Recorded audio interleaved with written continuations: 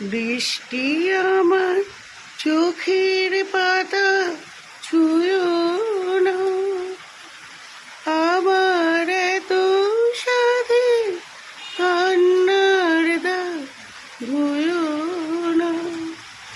সে যেন এসে দেখে তার প্রতীক্ষায় এমন করে কেঁদেছি।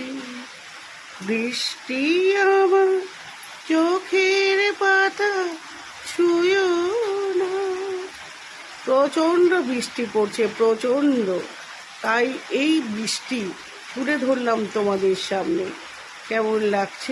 কেমন লাগছে বলাটা ভুল, তার কারণ হলো বৃষ্টিটা এমন সময়ে যে একদম না কোনো কাজ করতে পারা যাচ্ছে না কিছু, বাইরে বেরোনো তো টোটালি বন্ধ। রেনকোট পরে আর কত যাওয়া যায়, তাই না বলো?